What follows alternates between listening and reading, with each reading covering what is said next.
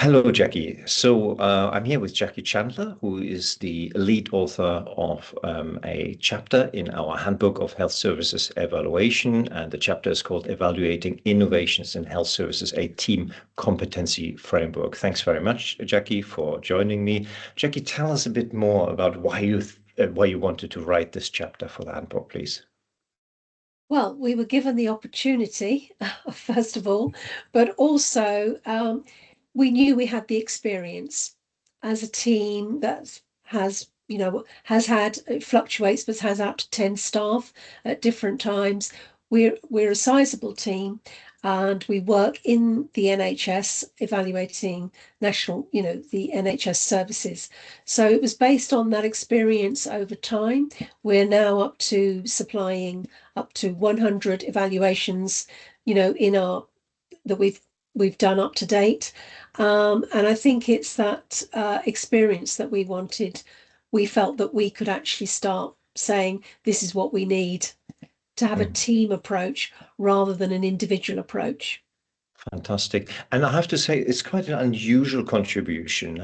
We very often talk about evaluations and what we can do with evaluations. We don't very often talk about what we actually need in order to do evaluations competently. Tell us a bit more about this team competency framework that you developed for the chapter that's in the chapter. So I think the key to that was really understanding complexity, really understanding that evaluations are working in complex systems, complex environments within healthcare. Evaluations are done in the real world. So it's what are the skills you need to conduct evaluations, and they're multiple. They're not just about methods. They're not just about writing up reports. They're really about from the top commissioning, engagement, negotiating, understanding what data, how you get that data, working with patient groups, other stakeholders. It's whole project management, and we're often running multiple evaluations simultaneously. So you need a mix of skills, and you need to be very clear about those different skill sets around people management, for example, client engagement, managing expectations, and delivering. And you're evaluating often complex interventions.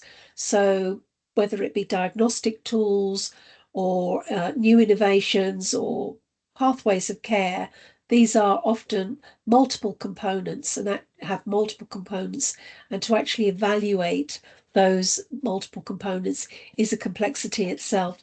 So I think that we really wanted to focus around understanding the complexity of running evaluations, the breadth of it.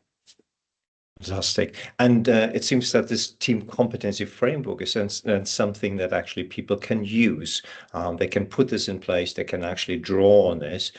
So when they read your chapter, they can actually pull this out and say, what do I need? What sort of competencies do I need to do evaluations? Would that be fair to say?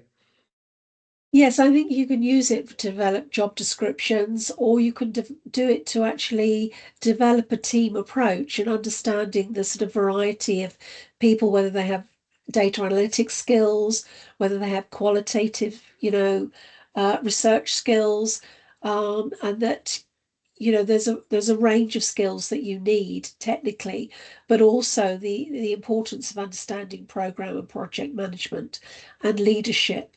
And leadership can be at different levels. It can be strategic, operational, but it also can be at the project level, and that you're actually running these with stakeholders, multiple people within the health systems.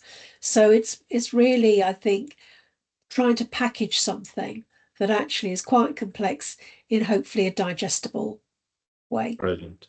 Fantastic. That's amazing contribution. A really, really fantastic chapter in the Handbook of Health Services Evaluation. And thanks very much, Jackie. You have created this chapter and written this chapter with your co-authors, of course, Andrew Sibley, Philippa Darnton, Amanda Lees, and Emmanuel de Fever. Fantastic contribution. Thank you so much indeed, Jackie. Really good to talk to you. Thank you for the opportunity.